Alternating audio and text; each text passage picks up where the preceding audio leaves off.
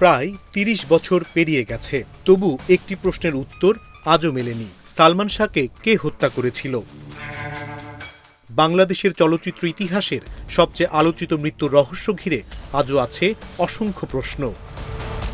আদালত ঘটনাটিকে হত্যা মামলা হিসেবে গ্রহণের নির্দেশ দিলেও এখনও অধরা আসামিরা। আর সেই ক্ষোভ থেকেই এবার রাস্তায় নেমেছেন ক্ষণজন্মা এই নায়কের ভক্তরা।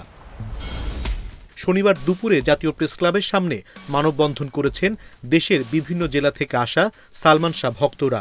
সকল জেলার সালমান শাহ ভক্তবৃন্দ এর ব্যানারে আয়োজিত এই কর্মসূচিতে দাবি ছিল একটাই, সালমান শাহ হত্যা মামলার সব আসামিকে দ্রুত গ্রেপ্তার করতে হবে এবং সুষ্ঠু ও নিরপেক্ষ তদন্তের মাধ্যমে নিশ্চিত করতে হবে ন্যায় বিচার।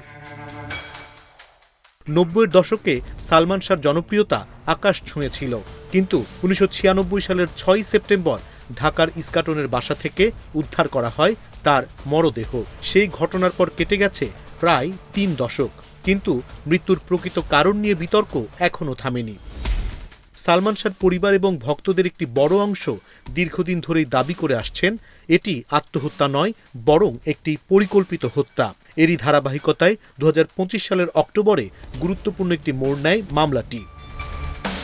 সালমান শাহর মা নীলা চৌধুরীর করা রিভিশন আবেদন মঞ্জুর করে আদালত ঘটনাটিকে হত্যা মামলা হিসেবে গ্রহণের নির্দেশ দেন। ভক্তদের প্রত্যাশা ছিল এর মাধ্যমে তদন্তে নতুন গতি আসবে এবং আইনের আওতায় আনা হবে অভিযুক্তদের। কিন্তু মানববন্ধনে অংশ নেওয়া বক্তাদের অভিযোগ, আদালতের নির্দেশনার পরও মামলার দৃশ্যমান অগ্রগতি খুব একটা চোখে পড়ছে না। ফলে বিচার প্রক্রিয়া নিয়ে নতুন করে উদ্বেগ তৈরি হয়েছে। মানববন্ধনে বক্তারা প্রধানমন্ত্রীর সুদৃষ্টি কামনা করে বলেন, দেশের অন্যতম জনপ্রিয় এই অভিনেতার মৃত্যুর রহস্য উদ্ঘাটন এবং বিচার নিশ্চিত করা রাষ্ট্রের দায়িত্ব। তারা অবিলম্বে সব আসামির গ্রেপ্তার, স্বচ্ছ তদন্ত এবং প্রকৃত ঘটনার পূর্ণ সত্য প্রকাশের দাবি জানান। বক্তাদের ভাষায় এটি শুধু একজন অভিনেতার মৃত্যুর বিচার নয়, এটি দেশের চলচ্চিত্র ইতিহাসের একটি গুরুত্বপূর্ণ অধ্যায়ের সত্য উদ্ঘাটনের প্রশ্ন।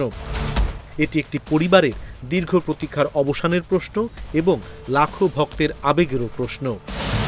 আর প্রায় ৩০ বছর ধরে যে প্রশ্নের উত্তর খুঁজছে বাংলাদেশ, সেই প্রশ্নের চূড়ান্ত জবাব দিতে হবে রাষ্ট্রকেই। কারণ সময় পেরিয়ে গেছে অনেক, কিন্তু সালমান শাহকে ঘিরে বিচার আর সত্যের অপেক্ষা এখনও শেষ হয়নি।